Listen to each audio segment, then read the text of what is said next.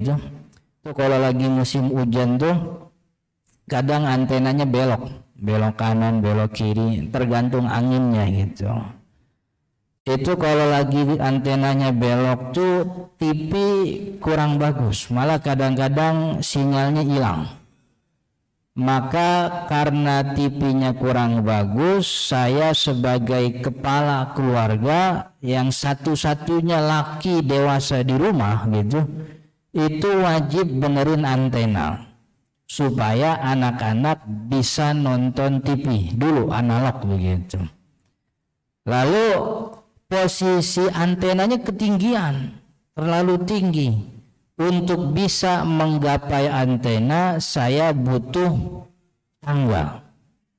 Jadi tangga ini kewajiban yang baru lahir daripada kewajiban benerin antena.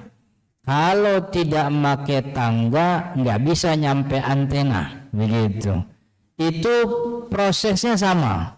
Jadi kita harus ngikutin Nabi Muhammad SAW. Tapi kita ini adalah orang yang jauh dari kapasitas untuk ikut Nabi Muhammad secara langsung. Pertama, Nabi Muhammad tidak hidup di zaman kita hidup, jauh zamannya.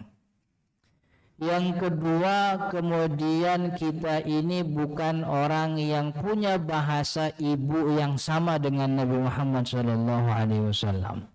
Maka kewajiban kita mengikuti Nabi itu melahirkan kewajiban baru, namanya ngikutin ulama. Dan dalam proses bagaimana mengikuti Nabi Muhammad, ulama punya namanya metodologi cara pengambilan hukum dalam daripada teks Al-Quran atau juga teks Nabi Muhammad SAW, yang kemudian diklasifikasikan menjadi ada mazhabnya Imam Abi Hanifah, ada mazhabnya Imam Malik, ada mazhabnya Imam Asy-Syafi'i, ada mazhabnya Imam Ahmad bin Hanbal. Maka mengikuti salah satu mazhab dari 4 mazhab yang mu'tamad itu sudah cukup untuk dikatakan kita ngikutin Nabi. Karena nggak mungkin kita langsung ngikutin Nabi, kita nggak tinggal di zaman Nabi Muhammad SAW hidup. Dan juga Nabi Muhammad dulu Al-Qurannya belum ada, belum dibukukan dulu. Kalaupun sudah dibukukan sifatnya lembaran-lembaran aja yang ditulis sama beberapa sahabat. Itu juga lembarannya kalau bahasa kita gundul. Itu kagak ada harokat, nggak ada titiknya dulu Al-Quran itu kan ya. Kita baca Al-Quran yang udah gondrong aja susah gitu. Ini Al-Quran kan udah gondrong sekarang. Harokatnya ada, tanda wakofnya udah banyak begitu, tanda bacanya juga banyak, tapi kita masih rada susah.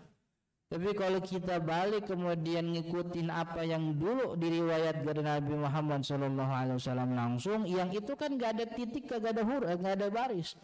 Awal mula ada titik dalam huruf Al-Quran itu zamannya tabi'in, namanya Yahya bin Ma'mar. Yahya bin Ma'mar dulu yang ngasih titik. Dulu Al-Quran gak ada titiknya tuh. Kan dibukukan zaman Sayyidina Abu Bakar. Zaman Sayyidina Umar belum selesai, beres-beres zaman Sayyidina Utsman. Itu dibukukan, cuman dibukukan aja. Itu belum ada tanda bacanya, titiknya belum ada, tanda harokatnya belum ada, wakofnya nggak ada begitu. Tapi orang Arab bisa bacanya dulu bisa gitu. Kayak kita baca ini orang Cina baca huruf kanji kan gitu. Emang rada ribet, cuman orang sini bisa. Gitu. Sampai masa sahabat Yahya bin Ma'mar. Yahya bin Ma'mar kemudian itu memformulasikan ada titik. Itu ba titiknya di bawah, ta titik 2 di atas, sa titik 3 di atas, ya titik 2 di bawah. Begitu. Itu kalau nggak ada titiknya baitun tuh bacanya babibun jadinya kan begitu. Karena mirip semua tuh. Itu dibikin titik sama Yahya bin Ma'mar. Sampai akhirnya kemudian masa Khalifah Hajjaj bin Yusuf As-Saqafi. Beliau termasuk pemerintah atau pemimpin yang punya catatan negatif tapi dalam sejarahnya beliau punya peran untuk memerintahkan beberapa kalangan ulama di zamannya untuk bikin formula baris baris harokat, fathah miring di atas, kasroh miring di bawah, dhammah huruf waw kecil di atas, sukun huruf dal kecil, begitu. Jadi kalau kita mau ngikuti Nabi itu susah kalau nggak pakai ulama. Untuk tahu Nabi Muhammad ada tuh dari ulama, dan untuk tahu bahwa kita wajib ngikuti Nabi itu juga dari ulama. Akhirnya kita nggak mungkin kemudian menghindari daripada ulama-ulama ini dalam rangka mengikuti Nabi Muhammad. Karena mengikuti Nabi Muhammad secara langsung tuh sulit dan sesuatu yang mustahil. Nggak mungkin begitu. Maksudnya bukan ngikutin Nabi, Ustaz. Maksudnya kita mau ngikutin Al-Quran dan Sunnah Nabi Muhammad tanpa ada proses daripada penjelasan ulama. Kita maunya langsung kepada Al-Quran dan juga kepada hadis Nabi. Ini juga susah, dan susahnya sampai pada level kayaknya nggak mungkin begitu. Kenapa nggak mungkin? Pertama, bahasa Arab itu susah, rumit, ribet bagi kita kebanyakan, apalagi kita yang tahunya cuma alhamdulillah doang bahasa Arab gitu. Bismillah, assalamualaikum gitu. Jadi kalau ditanya bisa gak bahasa Arab? Bisa, coba dia baca Fatihah, alhamdulillahirrahmanirrahim, bener bahasa Arab itu, cuman segitu-gitu doang bisa. Jadi bahasa Arab susah. Kalau seandainya orang bisa memahami teks syariat, baik Al-Quran atau hadis Nabi Muhammad hanya dengan berbahasa Arab, tentu orang Arab tuh jadi ulama semua. Tapi orang Arab jadi ulama semua apa enggak? Enggak begitu. Itu walaupun nonton bolanya pakai gamis disebut ulama apa enggak gitu. Enggak, kan kemarin di Qatar tuh orang nonton bola pakai gamis. Pakai gamis, pakai udeng-udeng tuh yang kalau sampai Masjid Al-Muqarrabin dicium tangannya bolak-balik itu kayaknya tuh. Tapi coba tanya dia surat Al-Alaq tafsir, enggak ngerti. Jadi kalau seandainya syariat ini bisa dipahami hanya dengan memahami bahasa Arab, tentu orang Arab jadi ulama semua, tapi enggak. Bahkan dulu sahabat Nabi pernah keliru memahami perkataan Nabi Muhammad SAW. Dulu Nabi Muhammad pernah mengatakan, waktu itu istri-istrinya Nabi itu ngumpul. Istri-istrinya Nabi lagi ngumpul, kemudian salah seorang istri Nabi nanya, ya Rasulullah, man aqdamuna ilhaqan bika ba'da wafatika. Kata salah seorang istrinya, ya Rasul, ini kalau menurut engkau wahai Rasul, dari wahyu yang sudah diturunkan, siapa nih dari kita-kita nih istri Nabi aqdamu ilhaqan bika ba'da wafatika, yang ngikutin Nabi duluan setelah Nabi Muhammad wafat. Jadi maksud setelah Nabi Muhammad wafat, dari istri-istrinya nih yang ngikut wafat duluan siapa? Begitu. Nabi Muhammad gak nyebut nama. Nabi Muhammad cuman bilang aqdamu kunna ilhaqan bi atwalu kunna yadan. Aqdamu kunna ilhaqan bi atwalu kunna yadan. Kata Nabi Muhammad, nanti yang bakal wafat setelah wafatnya saya itu yang panjang tangannya, atwalu kunna yadan, yang panjang tangannya. Kemudian setelah begitu, itu istri Nabi masing-masing ngukur tangannya. Iya, diukur tangannya. Ternyata yang paling panjang itu Saudah. Jadi Saudah itu istri Nabi Muhammad yang mestinya ketika hari wafatnya Nabi Muhammad di situ di rumah Saudah. Cuman Saudah diminta sama Nabi Muhammad untuk ngasih ke Sayyidah Aisyah. Akhirnya Nabi Muhammad di rumah Sayyidah Aisyah sampai wafat. Itu ketika hari wafat tuh jatahnya Saudah. Jadi Saudah tuh panjang tangannya. Akhirnya Saudah senang karena bakal ikut Nabi Muhammad duluan dibanding yang lain-lain, kan begitu. Itu kalau dulu kalau udah ada Twitter mungkin dia ngepost Twitter gitu, alhamdulillah gitu, saya yang paling panjang tangannya, nanti bakal ikut Nabi duluan gitu. Man belum ada tuh. Itu semua orang dikasih tahu. Nabi Muhammad kemarin di rumah bilangnya begini. Oh berarti nanti Saudah gitu. Ternyata setelah Nabi Muhammad wafat, berapa, 3 bulan apa 6 bulan? 3 bulan atau 6 bulan setelah Nabi Muhammad wafat. Yang wafat daripada istri Nabi bukan Saudah, tapi Zainab. Ada istri Nabi namanya Zainab. Dan Nabi Muhammad itu tidak mungkin berbohong. Itu keyakinan kita bahwa Nabi Muhammad SAW tidak mungkin berbohong. Wa ma yantiqu 'anil hawa in huwa illa wahyu yuha. Kan begitu. Nabi Muhammad tidak mungkin berbicara kecuali daripada wahyu. Jadi Nabi Muhammad enggak mungkin bohong. Kalau dikatakan atwalukunnaya dan panjang tangan yang wafat duluan, kenapa bukan Saudah? Berarti kita yang salah memahami kalimat panjang tangannya. Jadi ternyata dilihat riwayatnya hidupnya Zainab. Oh, Zainab ini orangnya gampang ngasih, suka memberi, cinta sama orang miskin. Makanya Zainab itu salah satu istri Nabi punya julukan Ummul Masakin, ibunya orang-orang miskin, karena sifatnya yang gampang ngasih. Oh, berarti yang panjang tangannya itu artinya yang mudah memberi gitu. Kan kalau di kita panjang tangan itu artinya maling gitu. Kan ya. Tapi atwalukunna dan panjang tangan itu dalam bahasa, dalam ungkapan Arab itu artinya mudah memberi. Sama seperti ungkapan Nabi Muhammad nanti innal mu'adzinina yub'atsu yaumal qiyamah atwaluhum a'naqon. Ini muadzin nih yang di dunia tiap hari kerjanya azan, itu nanti di akhirat akan dibangkitkan oleh Allah dalam keadaan atwalukum a'naqon, yang paling panjang lehernya. Yang paling panjang lehernya. Itu kalau kita pahami secara tekstual, udah capek banget azan di dunia, di akhirat jelek banget dibangkitin kan gitu. Di dunia udah capek-capek, di akhirat jelek banget muka gue gitu. Akhirat panjang kayak jerapah kan gitu. Yang jerapah memang pantas begitu. Kalau orang kan kagak lucu gitu. Tapi maksud atwal anakon tuh panjang leher tuh bukan maksudnya panjang lehernya. Tapi nanti muadzin itu dibangkitkan di hari kiamat dalam keadaan sebagai pemimpin, orang yang diketuai oleh orang-orang nanti. Karena kalimat atwal anak, panjang leher, itu ungkapan orang Arab untuk menyebut pemimpin. Kenapa disebut pemimpin? Kenapa disebut panjang leher? Karena orang yang lehernya panjang bisa melihat orang dari atas. Semua orang bisa terpantau.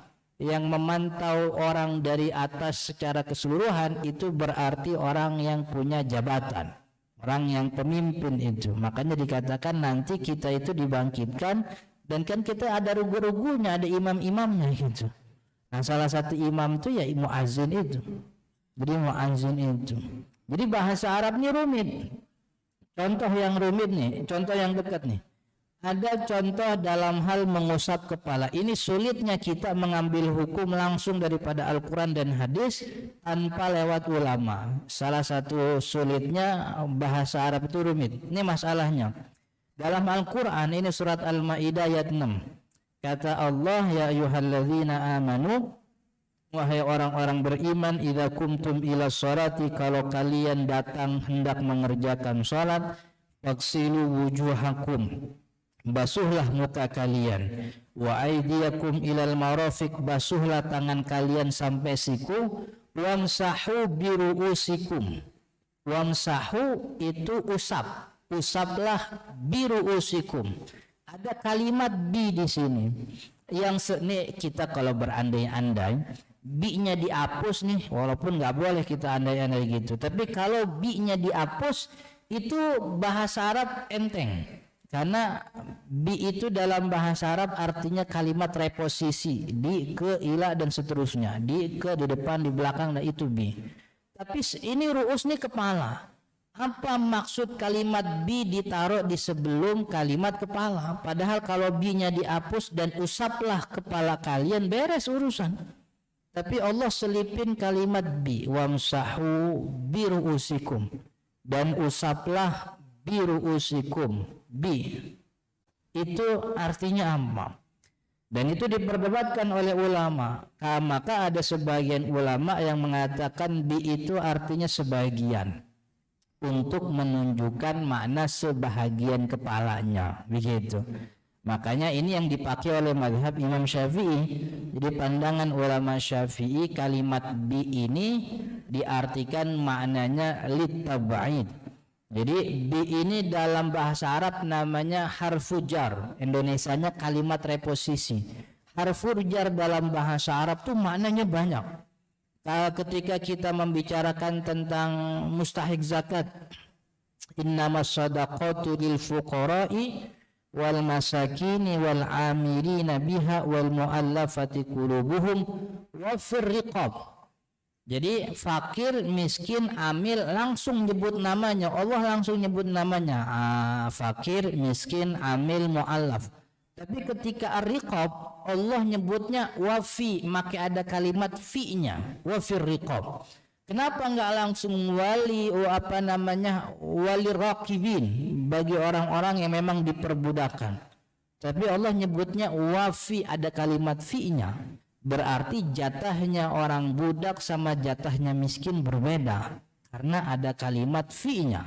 Kayak fisabilillah kan begitu. Bukan orang yang bukan sabilillah, tapi fisabilillah. Wa ibni sabil dan fi ibni sabil. Begitu. Nah, itu kalimat ini repot. Makanya kalau kita langsung kembali kepada Al-Quran tanpa penjelasan ulama rada susah. Dan itu nggak mungkin, karena Al-Quran yang kita dapat sekarang itu Al-Quran yang sudah diolah oleh ulama, dalam arti dikasih titik yang dulu Nabi Muhammad nggak pernah ada, dikasih harokat yang dulu Nabi Muhammad nggak ada. Sekarang ada tanda wakaf, jadi kita ngerti ini artinya sampai sini berhenti. Kalau dulu kan nggak ada. Jadi ngambil beneran Al-Quran yang benar-benar Al-Quran kan susah. Al-Quran yang sampai kepada kita ada 10 qiraat. 10 qiraat. Yang masyhur 7, tapi aslinya yang diterima 10. Ada bacaan ini dalam ayat ini, wa arjulani, ujungnya wa arjulakum, lamnya fathah, wa arjulakum. Tapi ada beberapa qiraat yang bilangnya wa arjulikum. Wa arjulikum. Wa arjulikum berarti kaki itu enggak dibasuh, kaki diusap. Itu pendapatnya Sayyidina Ibnu Abbas. Sayyidina Ibnu Abbas, bahkan Sayyidina Ali bin Abi Thalib bilang dalam wudu itu 2 kali basuh, 2 kali usap. 2 kali basuh maksudnya basuh muka sama basuh tangan, usapnya itu kepala sama kaki. Jadi kaki diusap. Kaki diusap tuh dikepretin air aja udah beres. Atau tangan kita basahin, kita elap, kaki udah beres gitu. Itu kalau kita bacanya wa arjulikum. Cuman mana yang lebih kuat, riwayat wa arjulakum apa wa arjulikum? Gitu. Kita nggak punya ilmunya, kita kan tiba ngikutin doang kan begitu. Tiba ngikutin doang. Namanya orang, kita mah kagak bisa nyetir. Punya mobil juga enggak, ada orang ngajak besan, ya ikutlah gitu. Naik mobil, nyampe alhamdulillah, nyasar juga nyasarnya rame-rame kan begitu.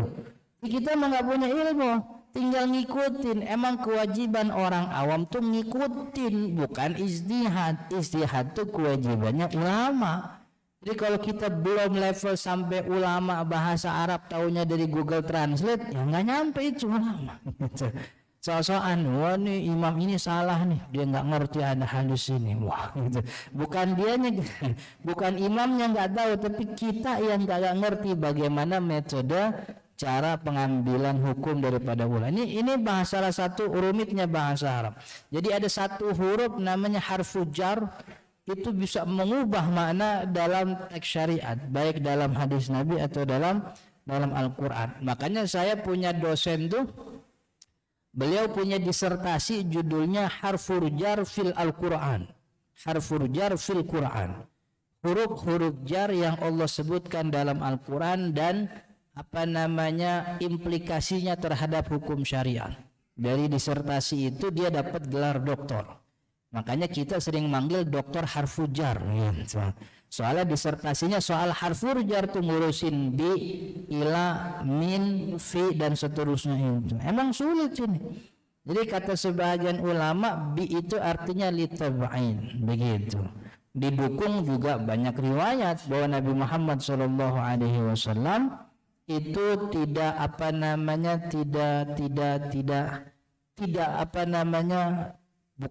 tapi beberapa kali ketika mengusap kepala Nabi Muhammad mengusap ujungnya aja. Nasiyah ini nih ubun-ubun, begitu doang. Berarti kalau seandainya bi itu diartikan semua, Nabi Muhammad pasti ngusapnya semuanya, gitu. Tapi kata sebahagian lain bi itu artinya semuanya.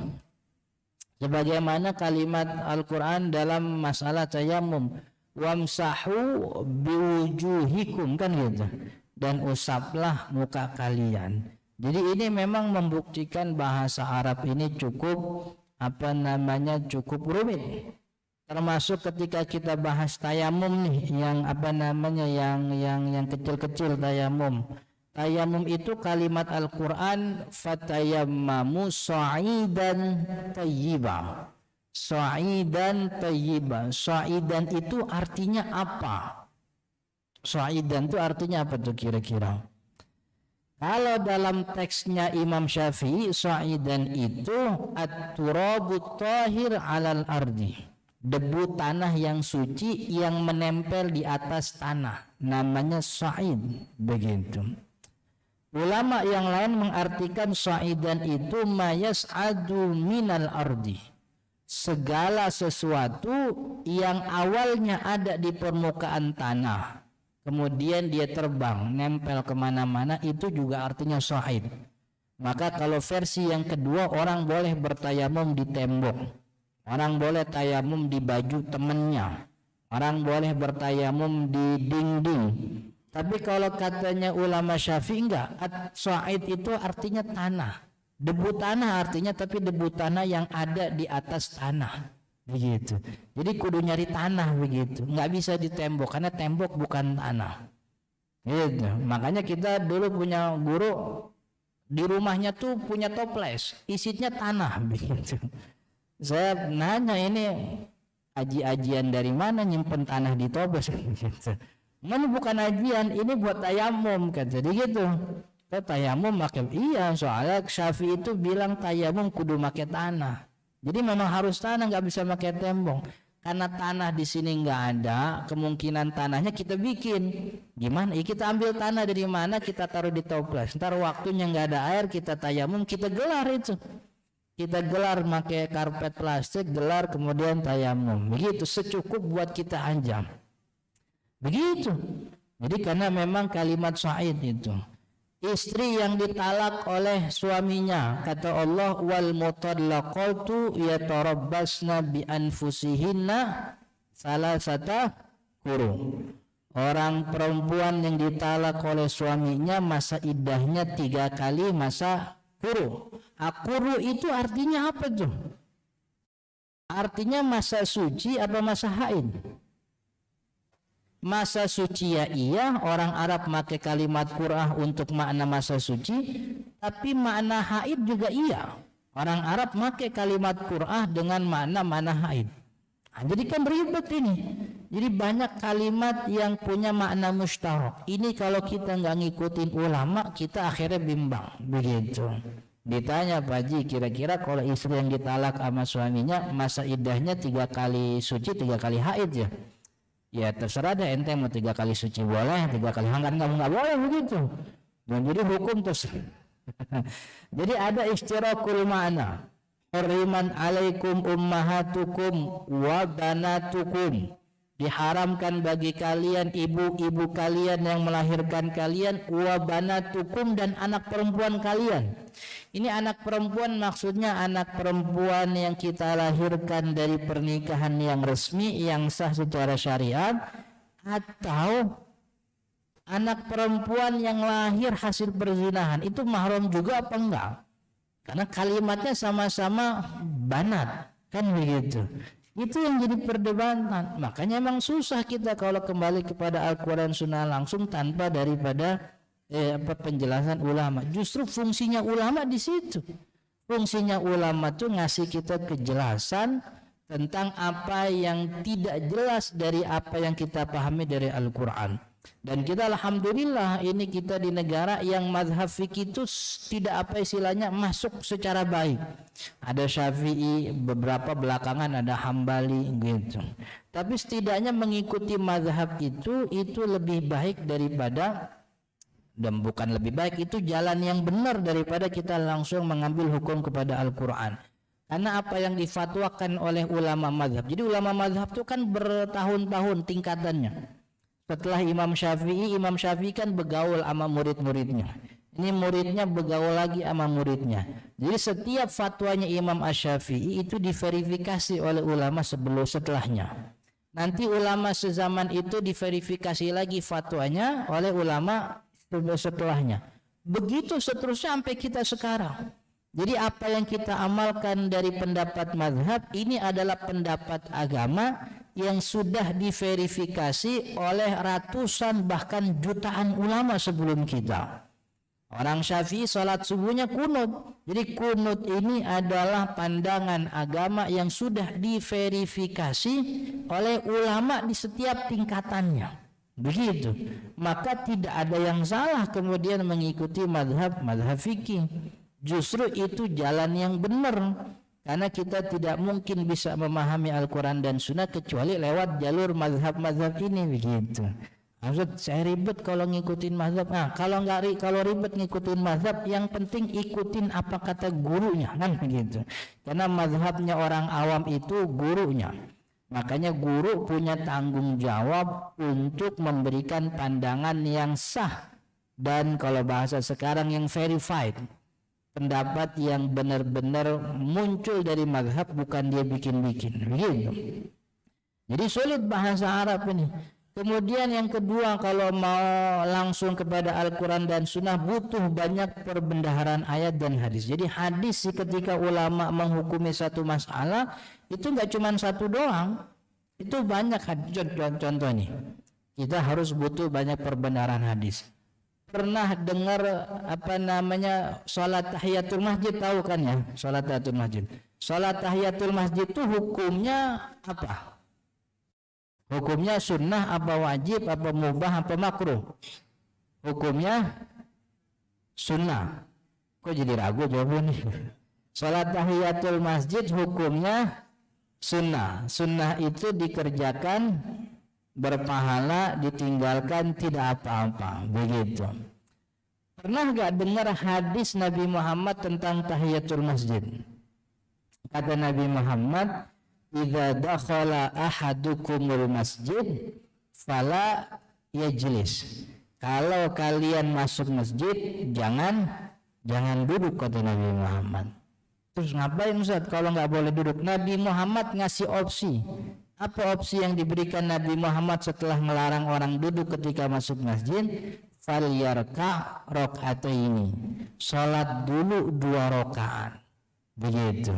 Jadi ada larangan bagi kita kalau masuk masjid nggak boleh langsung duduk. Begitu. Duduk nggak boleh, kalau langsung rebahan boleh, nggak boleh rebahan. Apalagi begitu, duduk aja nggak boleh. Langsung rebahan selonggoran. Nah, duduk dilarang. Satu-satunya opsi dalam hadis ini yang diberikan oleh Nabi Muhammad itu sholat 2 rakaat. Maka kalau dari hadis ini saja sholat tahiyatul masjid itu mestinya wajib apa sunnah? Nabi Muhammad nggak ngasih opsi yang lain loh. Nabi Muhammad cuma bilang jangan duduk, terus ngapain harus sholat? Berarti sholat 2 rakaat itu cuma satu-satunya opsi. Kalau satu-satunya opsi mestinya ini sunnah apa wajib nih? Nah, jadi tahiyatul masjid yang benar sunnah apa wajib? Kan berubah kan? Tadi bilangnya sunnah, sekarang emang susah ini, kita butuh perbendaharaan ayat dan hadis. Tapi kenapa ulama seluruhnya sepakat bahwa tahiyatul masjid itu hukumnya sunnah? Ada yang bilang wajib, saya lupa tuh ulama siapa. Tapi 4 mazhab fikih sepakat sholat tahiyatul masjid hukumnya sunnah. Gitu. Ntar kita jelasin. Kemudian sholat witir. Sholat witir itu sunnah apa wajib? Pernah gak dengar teksnya Nabi Muhammad tentang sholat witir? Kata Nabi Muhammad, al-witru haqqun. Al-witru haqqun ala kulli muslimin wa muslimatin. Witir itu hak. Hak itu kalimat bahasa Arab yang artinya kewajiban. Begitu. Sebagaimana hak Allah untuk kita pergi haji ke Baitullah, itu jadi wajib. Jadi kalau pakai hadis ini bahwa yang namanya sholat witir itu hak, berarti sholat witir itu kewajiban. Dalam ayat lain Nabi Muhammad, dalam hadis lain Nabi Muhammad mengatakan innallaha manna alaikum salatan khairun lakum min humrin ni'am. Kata Nabi Muhammad, Allah sudah menganugerahkan kepada kalian satu salat yang nilainya lebih mahal daripada unta merah. Apa itu? Salatul witri, salat witir. Faf'aluha, maka kerjakanlah, perintah dari Nabi Muhammad, kerjakanlah salat witir itu, begitu, mabainal isya ila turu'il fajri, antara isya sampai terbit fajar. Jadi perintahnya wajib. Maka kalau kita pakai hadis ini begitu, salat witir itu wajib tuh. Kalau salat witir wajib berarti meninggalkannya dosa. Orang yang mengerjakan dosa dalam pandangan syariat namanya orang fasik. Fasik. Jadi lawannya fasik adil. Adil itu mengerjakan kewajiban, meninggalkan keharaman. Kalau dia orang fasik berarti dia meninggalkan kewajiban atau mengerjakan yang haram. Konsekuensinya orang fasik itu tidak boleh jadi saksi nikah. Orang fasik nggak boleh. Jadi besok kalau mau nikahin orang tanya saksinya, ini mas sampean sholat witir apa enggak semalam? Wah, sholat witir kagak Pak Haji gitu. Saksinya kan dua. Satu lagi nih mas, sholat witir apa enggak sampean? Enggak juga Pak Haji, kan saya sama sekamar sama dia berdua. Wah, kagak ada yang saya ditanya jemaah hadirin yang semalam sholat witir mana? Kagak ada juga. Orang nikah kagak jadi. Karena kalau sholat witir kita bilang wajib, ninggalinya fasik. Sama itu, sholat wajib nih 5 waktu, wajib, ninggalinya fasik. Maka orang kalau udah ketahuan kagak sholat, jangan jadiin saksi, gitu. Karena orang fasik, saksi harus adil. Tapi ulama kita mengatakan sholat tahiyatul masjid, sholat witir hukumnya sunnah, bukan kewajiban. Ini apa ulama kagak pada ngertinya hadis kan begitu? Justru ulama paling paham terhadap hadis. Kata ulama, ini hadis perintah, tapi perintahnya kita turunin. Levelnya kita turunin jadi kesunahan. Kenapa diturunin jadi sebuah kesunahan? Karena dulu Nabi Muhammad sempat didatengin sama orang yang baru masuk Islam. Orang Arab Baduy. Orang Baduy itu berarti dia tinggalnya kagak dekat Nabawi. Jadi kalau dengar istilah Badawi itu tinggalnya di pegunungan jauh dari Nabawi. Itu orang kalau ketemu Nabi jarang-jarang. Jumatan juga mungkin dia ada di ujung belakang. Atau mungkin kagak Jumatan di Nabawi, Jumatan di tempat yang berbeda. Atau mungkin dia nggak Jumatan karena kampungnya tidak memenuhi syarat untuk melaksanakan Jumatan. Satu waktu dia datang ke Nabawi ikut Jumatan. Jadi tidak semua sahabat Nabi bisa ketemu Nabi tiap hari. Ini ada orang yang jarang-jarang. Datang nih sahabat Nabi Badawi. Datang, ya Rasulullah, saya baru masuk Islam. Katanya di Islam tuh ada kewajiban sholat.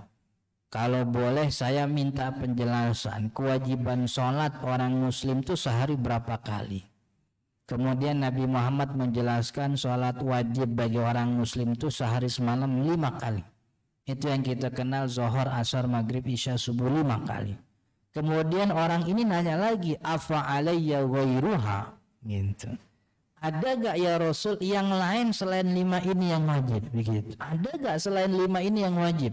Kata Nabi Muhammad, la, enggak ada. Illa anta tawwa, kecuali kalau kamu mau nambah yang sunnah-sunnah, begitu. Nah hadis ini nih kata ulama jadi standar. Kenapa hadis ini jadi standar? Karena orang yang nanya adalah orang yang butuh penjelasan. Dan Nabi Muhammad karakternya tidak mungkin menyembunyikan informasi. Bapak lagi ngaji kayak gini nih, nanya sama saya, Ustaz, ini kalau gini hukumnya apa? Saya bilang, oh itu materi kita bulan depan, gitu. Saya bisa bilang begitu, biar Bapak datang lagi ntar bulan depan. karena saya bukan nabi. Tapi kalau nabi nggak boleh begitu, karena kalau nabi begitu akhirnya dapat kondisi yang tadi ditanyain belum dijawab, akhirnya dia berbuat dosa. Soalnya informasinya kagak dikasih tahu, kewajibannya nggak dijelasin sama Nabi Muhammad. Maka Nabi Muhammad jadi sumber dosa orang gara-gara jadi orang kagak ngerjain kewajiban. Itu kan aib. Nabi Muhammad nggak mungkin. Kita punya keyakinan Nabi itu punya sifat amanah, apa tabligh, menyampaikan apa yang disampaikan dari Allah disampaikan kepada kita semua, nggak ada yang disembunyi-sembunyiin. Maka ketika Nabi Muhammad bilang nggak ada selain yang 5 gitu, ini penjelasan di waktu orang butuh menjadi menjadi standar bahwa sholat yang wajib itu cuma 5. Karena seandainya seandainya kalau ada kewajiban yang nggak dijelasin, nanti orang ini pulang ke rumahnya ada kewajiban kagak dikerjain. Kenapa nggak dikerjain? Nabi Muhammad bilangnya cuma 5. Saya nggak pernah dijelasin kalau witir wajib. Akhirnya dia berbuat dosa, meninggalkan kewajiban. Kenapa dia berbuat dosa, nggak kerjain kewajiban? Nabi Muhammad nggak. Itu kan aib. Maka bukan begitu kita memahaminya. Oh, ini penjelasan yang paripurna. Udah benar. Nabi Muhammad bilangnya 5 berarti 5. Maka perintah-perintah sholat selain 5 waktu levelnya kita turunin jadi sebuah kesunahan. Itu kaidahnya begitu. Butuh banyak perbendaharaan hadis. Tapi kalau hadisnya cuma itu-itunya doang dia pahami begitu. Dia dengar ada hadis dilarang orang qaza. Apa qaza itu? Qaza itu potongnya kagak rata, potong rambut kagak rata gitu. Akhirnya orang potong cepak dibilang haram kata dia begitu. Itu qaza zaman dulu tuh qazanya kayak kayak Ronaldo, tuh Ronaldo de Lima Brazil tuh. Itu qaza jadi botak disisain doang depan jambul gitu. Itu qaza tuh. Itu yang memperburuk wajah. Tapi kalau orang potong rambut cepak begini, pinggirnya ditipisin tapi atasnya panjang, itu mah bukan qaza. Karena yang disebut qaza itu potongan yang memperburuk wajah. Wajahnya udah cakep-cakep, potongannya sebelah panjang, sebelah pendek, tengah panjang, kan begitu. Ada gak tuh? Udah gitu ada lagi orang kita ngikutin, anaknya dicukur cepak tapi gondrongnya kagak dicukur gitu, digondrongin gitu, dibikin kayak dulu rambut Sule begitu. Kita ngikutin artis, ada artis David Beckham rambutnya mohak, diikutin mohak gitu. Jadi kiri kanan tipis, dulu jegrik tengahnya begitu. Ya kalau David Beckham kan begitu pantas, orang bule, matanya biru, mukanya putih, hidung mancung, badannya tinggi, lehernya jenjang, cakep ganteng. Orang kita kan gak ada cakep-cakep gitu. Iya, muka hitam, mata merah, boleh lagi kayak orang dolar begitu. Di hidung pesek. Udah gitu leher daki mulu, aduh kayak nggak ada maknya itu orang. Nggak ada. Jadi butuh banyak ayat, butuh banyak hadis. Nabi Muhammad kan nih ayat hadis yang sering diapalin sama anak-anak kita. Kata Nabi Muhammad, la yashrabanna ahadukum qa'ima. Jangan kalian minum dalam keadaan berdiri. Berarti minum berdiri hukumnya haram karena ada larangan nih. Tapi ternyata ulama kita bilang minum berdiri bukan keharaman. Minum berdiri itu kemakruhan. Makruh.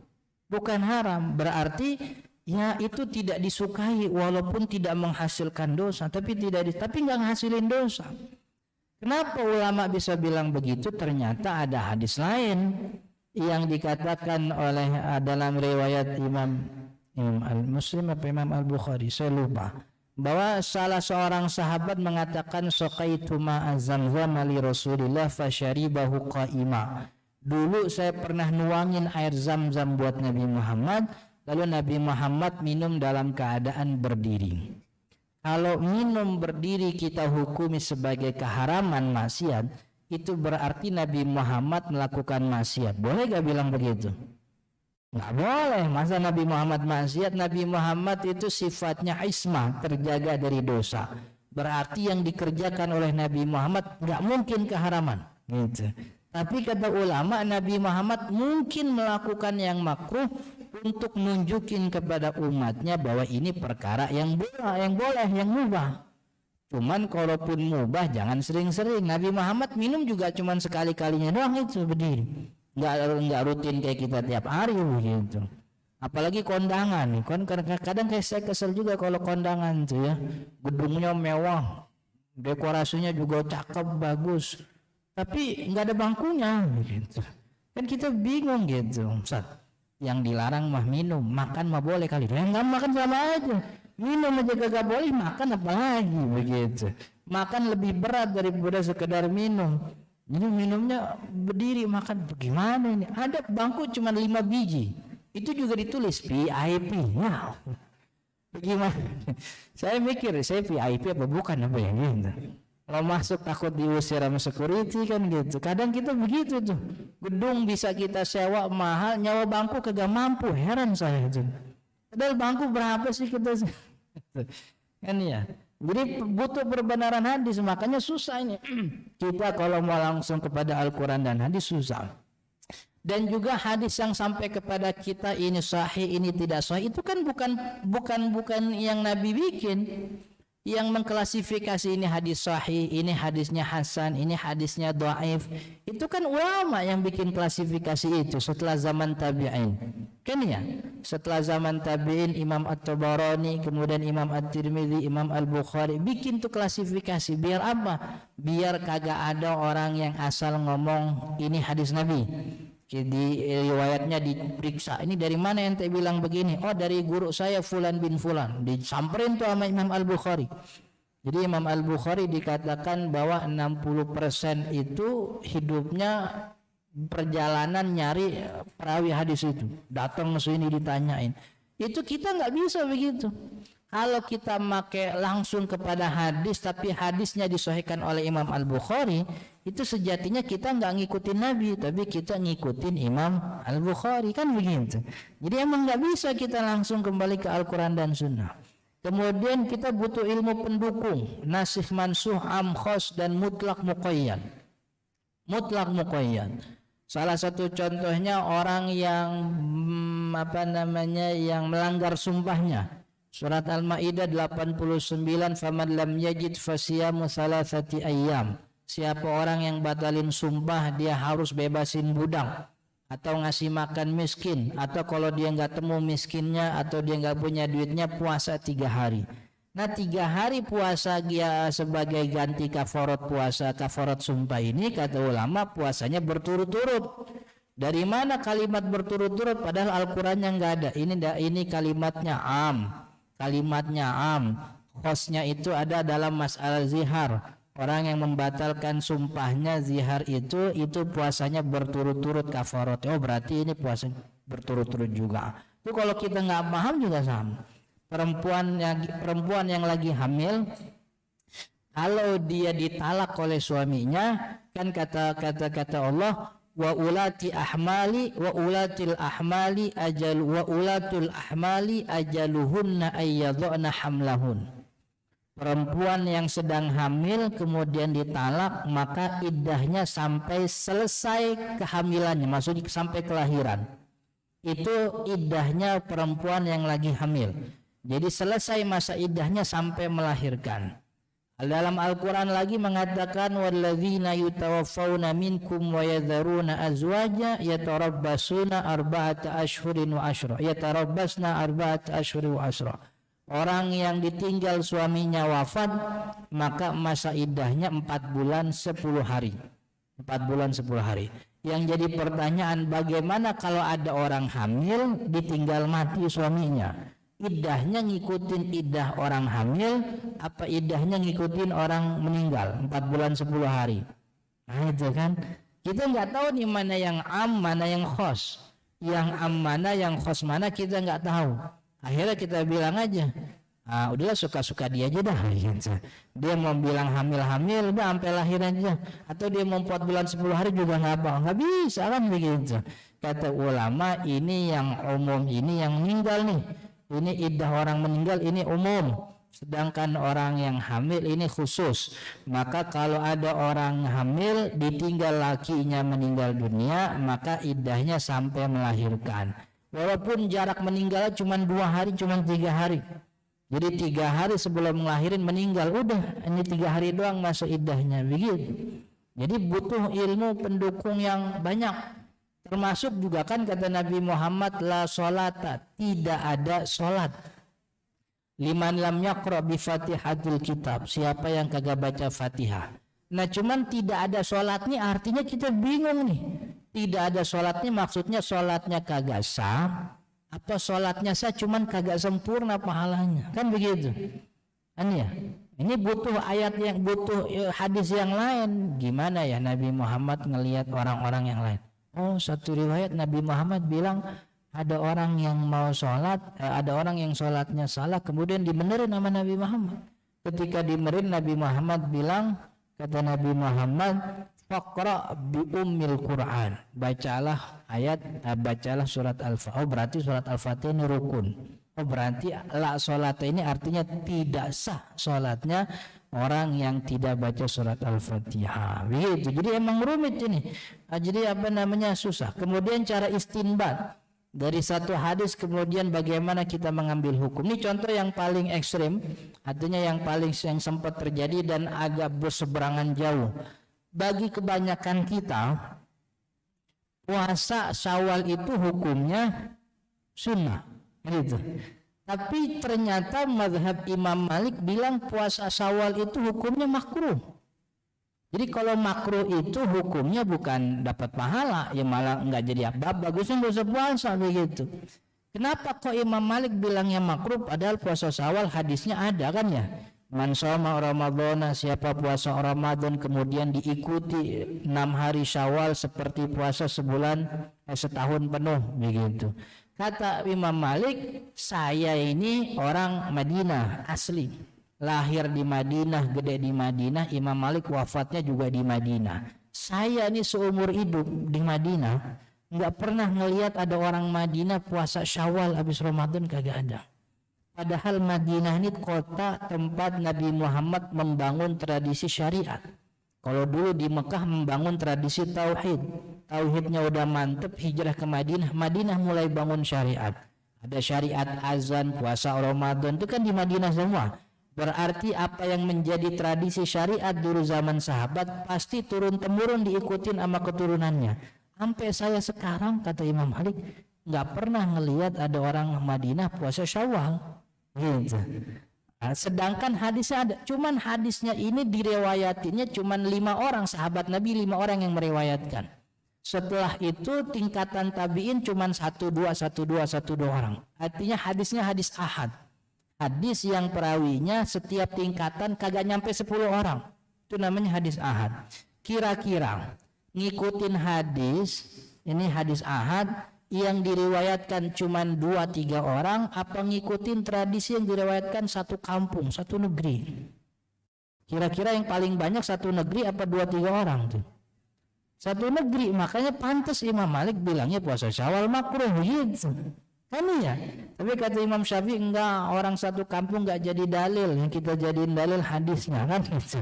Hadis biarpun orang kampung kagak pada tahu, tapi kalau benar-benar nyambung sampai Nabi, riwayatnya sahih, kita amalin gitu. Tapi cara yang diamalkan oleh Imam Malik itu diakui oleh ulama. Karena Madinah itu bukan cuma sekedar kota, dia tempat di mana Nabi Muhammad membangun tradisi syariat, kan begitu. Maka ada kekhususan dalam kota Madinah. Jadi cara istinbatnya juga beda-beda. Cara istinbatnya juga beda. Tadi saya mau ngomong apa lagi satu contohnya, cuman lupa aja gitu. Ada satu lagi contohnya tentang bagaimana cara mengistinbat hukum yang itu sulit kita temukan kecuali kalau kita belajar kepada ulama. Artinya memang sulit. Maka karena sulit ini kita memahami langsung daripada Al-Quran dan Sunnah, maka hukumnya ini wajib taklid. Wajib taklid itu wajib ngikutin, awam wajib taklid kepada ulama. Wajib kita ngikutin. Tahu apa nggak tahu, artinya ulamanya ngajarin make dalil, nggak make dalil, wajib kita ikutin. Ulama ngajarin nggak ngasih dalil, wajib kita ikutin. Karena dalil bagi orang awam adalah fatwa gurunya, fatwa ulama. Tapi kalau ulamanya ngasih dalil, ya bagus, berarti emang ulamanya biar orangnya pada melek. Tapi kalau nggak pakai dalil juga nggak apa-apa, karena dalil bagi orang awam tuh omongan gurunya. cukup fatwa gurunya. Karena awam dikasih ayat apa nggak dikasih ayat sama aja, kagak ngerti juga dia begitu kan ya. Maka yang paling berpengaruh bagi dia tuh fatwa gurunya gitu. Dan awam wajib taklid. Kenapa? Ijma' sahabat. Jadi sahabat Nabi itu ikut hidup bersama Nabi, dengerin Nabi Muhammad bersabda, ngelihat menyaksikan bagaimana wahyu turun. Tapi setelah Nabi Muhammad wafat, itu kan diantara sahabat nggak semuanya pinter, nggak semuanya pinter kan. Ada sahabat yang bingung, nanya sama sahabat-sahabat yang dikenal sebagai alim, Sayyidina Abu Bakar, Sayyidina Ali, Sayyidina Ibnu Mas'ud, Sayyidina Ibnu Abbas, Sayyidina Anas dan seterusnya, nanya. Itu Sayyidina Abu Bakar pas ditanya, jawab apa enggak pertanyaan sahabat yang nanya? Dijawab. Jadi nanya tentang Sayyidina Abu Bakar, ini kalau nenek dapat waris enggak? Jawabannya dijawab sama dia, dapat. Jawabannya begini gini. Sayyidina Abu Bakar enggak pernah ngomong, ente kan sahabat, iya. Pernah ngelihat Nabi, iya. Dengerin wahyu, iya. Udah ijtihad sendiri aja. Enggak begitu Sayyidina Abu Bakar. Kan ya kalau seandainya orang kagak boleh ngikutin ulama gitu, ngikutin orang yang lebih tahu, pasti sahabat-sahabat Nabi bilangnya begitu sama sahabat yang lain. Lu sahabat Nabi, gua tahu lu kemarin di Nabawi ada Nabi lu, gua tahu lu gitu. Lu ijtihad sendiri lu, enggak begitu. Jadi ditanya dijawab. Kalau seandainya harus ijtihad, harus langsung kembali ke Al-Quran dan Sunnah, ya ada bakal dijawab itu. Sayyidina Umar punya jawaban, Sayyidina Ali punya. Jadi ini menjadi ijma' sahabat begitu. Kemudian kalau semua jadi mustahid, ya mustahid jadi banyak begitu. Cuman kalau semua jadi mustahid begitu, lalu kemudian di mana posisi fas'alu ahla dzikri in kuntum la ta'lamun? Fas'alu ahla dzikri in kuntum la ta'lamun. Di mana posisi ayat ini? Kalau semua udah alim semua begitu. Dan ini fitrah bahwa dijadikan di masyarakat kita, Allah meninggikan satu orang dengan orang lain dari sisi keilmuannya, dari sisi hartanya, kan begitu. Dan Allah mengatakan wal takum minkum ummatu yad'una ilal khair. Allah bilang jadilah sebahagian dari kamu, jangan semuanya, sebagian dari kamu jadi dai, jadi ustadz, jadi guru, jadi ulama, buat ngasih tahu ke orang-orang. Karena kalau seandainya semua jadi ulama, jadi mujtahid, jadi orang alim, lantar yang dokter jadi dokter siapa? Ini santri pada mau jadi ulama, pas sakit dokternya kagak ada, bagaimana? Datang dia ke rumah sakit, waduh Pak Haji mohon maaf, ini dokternya lagi ngaji gitu. Lagi kagak ada dokternya. Ini anak-anak mau ke pusat pendidikan, jalanannya kagak ada. Kenapa? Insinyur kagak ada sekarang. Insinyur pada jadi ustadz gitu. Yang ngerjain jalanan siapa ini? Jadi kalau semuanya harus tahu agama, harus tahu dalil, jadi kacau ini kita berhidup. Jadi kacau, kita nggak tahu. Waduh, ini kalau ada maling minta jaga security-nya masih apa ya? Gitu. Coba sama Haji Fulan dia lagi sibuk, kata lagi belajar usul fikih. Waduh, padahal kan kerjanya emang security dia. Gitu.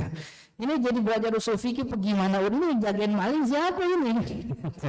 Jadi harus ada distribusi pekerjaan, kan begitu, harus ada distribusi pekerjaan. Dan yang namanya taklid kan, kalau taklid nggak boleh, yang boleh ini nggak, taklid sama ittiba sama aja. Taklid ngikutin, ittiba juga ngikutin. Orang katanya bedain, ittiba tuh pakai dalil, taklid enggak, sama aja. Awam itu ngikutin pakai dalil nggak pakai dalil, yang penting fatwa gurunya benar ikutin, walaupun kagak dijelasin dalil. Karena dalil bagi orang awam tuh tidak berguna. Ini ayat ini bunyinya begini, hadis bunyinya begini, terus mau diapain?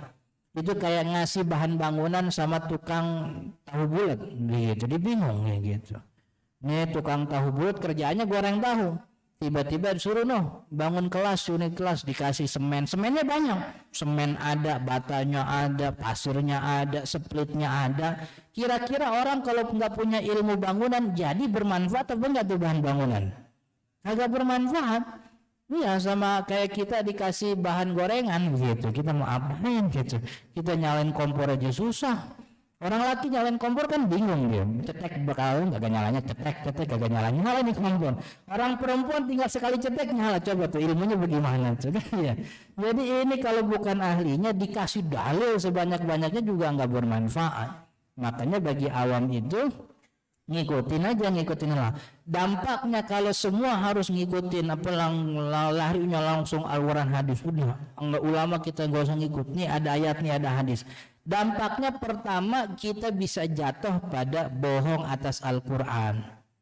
Gak benar itu, yang benar nih begini. Oh kok bisa begitu? Iya, Al-Quran bilang begitu. Jadi dia mendasarkan pendapatnya bahwa ini pendapat Al-Quran, padahal Al-Quran maksudnya nggak begitu. Kalau dia bilang ini pendapat Al-Quran dan Sunnah, ternyata ini bukan begitu, berarti kan dia bohong atas nama Al-Quran itu. Dan itu bahaya. Siapa ya orang yang lebih zalim daripada berdusta atas nama Al-Quran dan Sunnah gitu. Jadi seakan-akan Al-Quran itu dirinya. Jadi kalau kagak kayak dirinya berarti bukan Al-Quran, bukan Sunnah. Ini kan bahaya ini. Bahaya pandangan kayak gini. Maka itu kita harus bertawadu, rendah diri untuk mengikuti ulama gitu. Bilang, makanya ulama tuh kan nggak ada yang bilang ketika ini Syafi'i bilang kunut, ini pendapat enggak, ini pendapat Al-Quran sudah. Ulama mazhab bilangnya hadza mazhabi, ini pendapat mazhabku. In kana sawaban, kalau ini benar faminallah, ini dari Allah. Wa in kana khata'an, tapi kalau ini salah ya ini dari saya sendiri. Enggak pernah ada yang bilang ini pendapat Al-Quran dan Sunnah, enggak ada gitu. Kalau ada satu ulama yang bilang ini pendapat Al-Quran dan Sunnah, itu bukan pada masalah fikih, tapi pada masalah syariat. Syariat itu kagak ada istihadnya. Kayak sholat 5 waktu wajib kan nggak perlu diistihadin. Zina haram nggak perlu pakai istihad. Teksnya emang jelas-jelas banget teksnya begitu. Tapi kalau tentang soal kunut subuh, tentang iddahnya orang yang ditalak, beliau mengatakan ini mazhab saya. Dari apa yang saya cari dari Al-Quran dan Sunnah, inilah hasil istihadnya. Bisa jadi benar, tapi bisa juga salah begitu. Ini benar kata saya, tapi bisa jadi salah kata orang lain. Makanya nggak pernah ada yang mematenkan nih Al-Quran dan Sunnah. Kalau orang mematenkan ini Al-Quran dan Sunnah padahal itu hasil otak dia, berarti dia menganggap otaknya Al-Quran dan Sunnah. Bahayanya orang yang berbeda dengan otaknya berarti menyelisih Al-Quran dan Sunnah. Orang yang menyelisih Al-Quran dan Sunnah kan ujung-ujungnya kafir itu namanya. Kan iya berarti. Wah lu beda sama Ustadz Fulan lu. Emang apa? Ustadz Fulan kan Al-Quran Sunnah. Waduh wah itu. Wah begitu. Nah ini Nabi Sayyidina Umar juga pernah membantah kesaksian seorang wanita sambil mengatakan la nada' kitab Rabbina wa sunnata nabiyina biqauli mura'atin la adri as-sadaqat am kadzabat. Saya tidak akan meninggalkan Quran dan Sunnah cuman gara-gara dengar ada pengakuan wanita yang dia bisa jadi benar, bisa jadi salah. Ini waktu bahas soal talak 3. Orang yang talak 3 itu apa langsung misah dikeluarin dari rumah, apa boleh barang dulu, maksudnya boleh dapat nafkah begitu. Kata Sayyidina Umar, kita belum bisa memastikan, kita akan tunggu diskusi. Tapi kemudian ada perempuan yang bilang, Sayyidina Umar, saya dulu ditalak 3 sama suami saya bilang sama Nabi saya nggak dapat apa-apa gitu. Nah Sayyidina Umar belum dapat itu karena ayat untuk mengeluarkan istri dari rumah itu cuma 1, gara-garanya perzinahan gitu. Gimana ayatnya? Wala tukhrijuhunna illa bifahishatin mubayyinah gitu. Talak 3 belum ada tuh, artinya belum sampai ayatnya sama Sayyidina Umar karena itu hadis, ayatnya enggak gitu. Hadis yang saya hafal, ayat yang saya hafal nggak bilang begini, saya nggak bakal pakai pendapat kamu dulu, cuman gara-gara kamu pernah ini, jangan-jangan bisa jadi kamu bohong, begitu. Jadi kehati-hatian gitu. Ini juga sama nih. Ini pendapat ulama ketika setelah beristihad. Ini fatwaku, kalau benar dari Allah, kalau salah ini adalah dari saya dan juga dari setan. Allah dan Rasul terbebas dari pendapatku gitu. Jadi kalau pendapat masalah istihad disandarkan kepada Al-Quran dan Sunnah, berarti pendapatnya Al-Quran dan Sunnah. Kalau pendapatnya Al-Quran dan Sunnah berarti gampang nyalahin. Oh salah itu. Kenapa? Yang benar gini. Padahal yang bukan yang benar. Pendapat dia begini begitu. Bukan yang benar karena bisa jadi yang benar bukan fatwa dia. Akhirnya gampang nyalahin. Kalau gampang nyalahin ini kan jadi gampang musuh-musuhan. Majelis talim ini sama majelis ilmu itu meribut begitu. Ustadz lo enggak Quran Sunnah begitu. Ustadz lo ada ustadz lo, ustadznya enggak sunnah lo gitu. Ustadz gue ustadz sunnah, ustadz gue ustadz wajib gitu. Ustadz lo makruh, jadi musuh-musuhan kita. Gara-gara masalah istilahnya masalah yang sepele, yang malaikat mungkar nakir juga gak nanya-nanya amat begitu. Ya. Cuman karena kunut subuh doang, mungkar nakir juga gak nanyain kunut subuh apa kagak. Mungkar nakir nanya lu sholat subuh kemana nih, tanggal sekian, jam sekian, tahun sekian, kagak ada kan nih. Jadi nanyanya pokok agamanya begitu. Nah, cara yang paling aman adalah mengikuti ulama. Fatwa ulama bagi awam itu ibaratnya dalil bagi para ibarat dalil syar'i bagi para muzahir, bagi para awam ini maksudnya. Dan ini jadi bahwa pada intinya memang sulit untuk langsung kembali kepada Al-Quran kecuali melalui jalur ulama. Dan mazhab fikih yang ada itu adalah jalan paling selamat bagi kita untuk mengikuti Al-Quran dan Sunnah. Kalau dikatain Ustaz nanti fanatik, justru benar, emang kudu fanatik. Maksudnya gimana Ustaz? Awam itu kewajibannya ngikut. Justru kalau dia nggak ngikut itu yang salah begitu. Yang benar fanatik itu mengikuti satu pendapat lalu memaksa orang mengikuti pendapat dia dan menyalahkan orang lain. Itu namanya fanatik itu. Tapi kalau saya punya guru saya ngikutin itu aja boleh nggak apa-apa. Emang awam kudunya begitu. Justru kalau dia nggak ngikut itu yang salah. Lu kalau nggak punya pegangan guru nggak ngikutin satu mazhab mau ngikutin Quran lewat mana? Aku makin diri aja. Dosa makin diri aja orang kagak bisa apa-apa. Jadi ngikutin itu bukan fanatik, ngikutin itu menjalankan kewajiban sebagai orang yang kagak tahu. Karena kalau saya tahu saya bikin sendiri nih mazhab. Sebenarnya kayak nggak tahu nih maka saya ngikutin. Tapi jangan itu aja dong. Ya nggak apa-apa itu aja. Ya emang apa? Yang salah itu, yang fanatik itu ngikutin satu pendapat, maksa orang lain ngikut yang sama sambil nyalahin lu salah lu. Nah, itu yang salah. Tapi saya mengikut ini. Ada ustadz lain bilang, ya udah ustadz lain mah beda. Ane mah nggak ikut-ikutan. Ane mah ngikutin guru ane ini. Dia bilang sunnah ya sunnah gitu. Cuman yang mana salah? Oh saya nggak tahu salah apa benar. Cuman saya mengikutinya ini aja gitu. Jadi emang ngikutin itu kewajiban. Justru yang salah tuh kalau dia nggak ngikutin. Wallahu ta'ala mudah-mudahan bermanfaat. Udah jam 6. Ada pertanyaan? Kalau ada silahkan. Kalau tidak ada kita akhiri dengan doa. Ada yang ingin bertanya? Silahkan.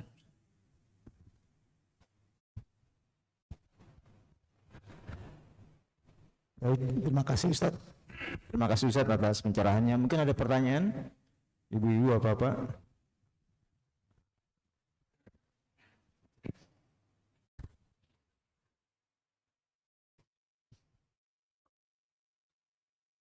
Saya mau nanya masalah mulainya niat wudu, Pak. Niat wudu itu apakah dimulai dari pas kita mau cuci tangan atau pas kita mau membasuh muka gitu, Pak? Terima kasih. Niat wudu itu tempatnya basuhan pertama yang wajib. Basuhan pertama yang wajib dalam wudu itu muka.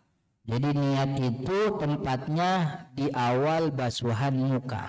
Jadi ketika basuhan muka sambil ditempelin air niat nawaitul wudu'a li rafil. Kemudian terus dibasuh mukanya. Tapi jadi sebelum itu belum niat Ustaz. Sebelum itu kan sunnah-sunnah wudu.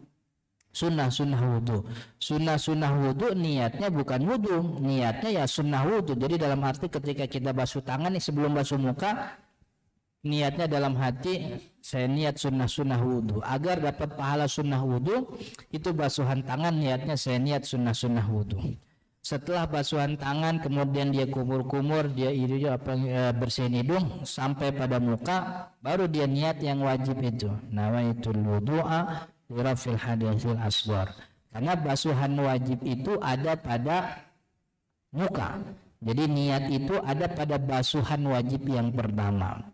Atau urutannya kita balik, yang wajib aja dulu. Yang wajib dulu dari mulai muka wajib. Habis muka wajib, baru dah kemudian kumur-kumur. Karena kumur-kumur masuk setelah kita niat, maka kumur-kumurnya jadi pahala wudhu. Basuh tangannya jadi pahala wudhu. Kalau sebelum basuh muka kita basuh tangan, belum pakai niat wudhu, itu jatuhnya pembersihan biasa saja begitu. Karena ini pekerjaan yang sama kebiasaan mirip begitu, maka kudu diniatin. Berarti kalau kita sebelum basuh muka belum niat, berarti ini basuhan biasa saja begitu. Maka biar basuhan ya, kumur-kumur hidung, ini tangan jadi sunnah wudhu, dimasukkan setelah basuhan muka. Jadi habis muka, habis itu baru dah kita nginiin hidung kemudian mulut. Habis itu baru tangan. Gitu. Nanti antara muka sama tangan terpisah boleh. Terpisah sampai kering juga nggak apa-apa, karena al-mualah bersambung dalam wudhu bukan syarat. Gitu. Bapak wudhu di rumah, sisain kaki. Jadi kakinya mau dibasuh di ini aja deh, di masjid, nggak apa-apa. Sampai masjid udah kering nggak apa-apa. Itu namanya bukan al-mualat, bersambung dari satu anggota ke anggota lain, itu bukan syarat sah wudhu. Itu al-mualat namanya. Itu mualat itu syarat sah buat orang yang hadasnya kagak berhenti. Buat orang yang beser, nah itu harus nyambung terus. Jadi disumpel dulu itu lubang kemaluannya, kemudian habis itu dia wudhu bersambung. Tapi kalau orang yang alhamdulillah sehat, normal aja misah. Jadi basuh muka di kamar belakang, basuh tangan di kamar tengah begitu. Kakinya ntar di masjid gitu. Jadi palanya di samping sini, kakinya di samping nggak apa-apa gitu. Biar semua air kena gitu. Oke. Ada lagi? Baik, terima kasih Ustaz. Ini Ustaz ada pertanyaan mengenai ulama Pak Ustaz. Kalau Nabi kan memang tidak bertambah Pak Ustaz. Tidak ada Nabi baru. Nah ini kalau ulama kan dari generasi ke generasi ada ulama. Ini dasarnya apa Pak Ustaz? Kapan dia disebut ulama dan apa kekuatannya bahwa dia ulama? Siapa? Oh iya. Terima kasih Pak. Ulama itu bentuk plural, jamak dari kalimat alim. Alim itu adalah kata subjek daripada kata ilmu.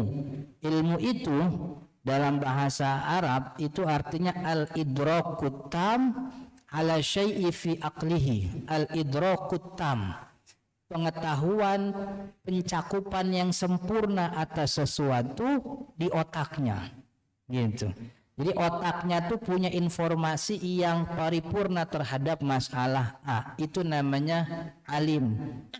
Kalau ulama kan identiknya dalam masalah agama, maka orang yang punya kapasitas sempurna terhadap masalah agama ini kita katakan ulama. Nah, bagaimana untuk apa kita tahu daripada ulama? Tentu daripada riwayat pendidikannya dan juga melalui kesaksian orang-orang sekitar zaman hidupnya. Itu kalau dulu cuma satu di kitabnya Rawdatun Nazir itu Imam Ibnu Qudamah.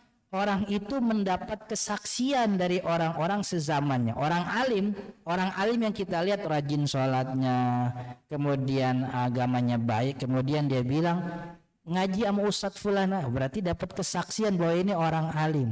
Bahkan disaksikan bahwa dia alim oleh alim sezamannya begitu.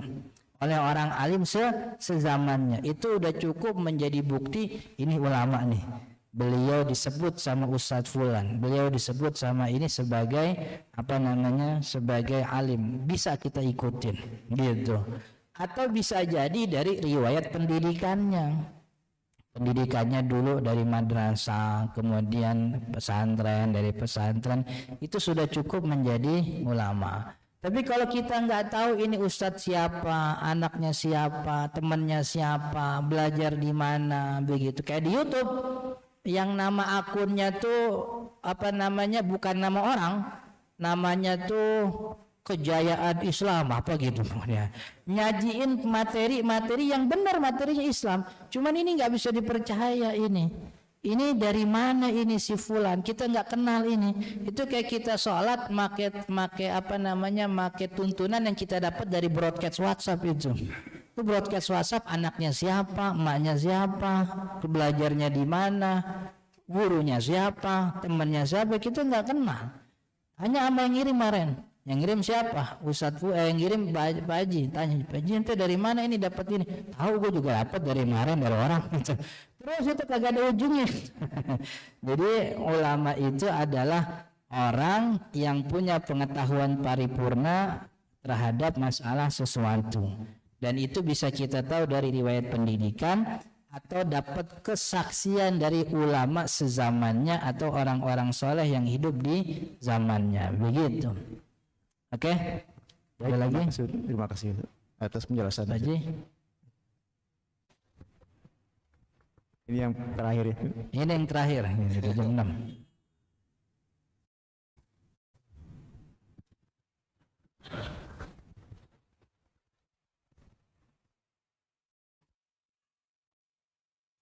Assalamualaikum warahmatullahi wabarakatuh.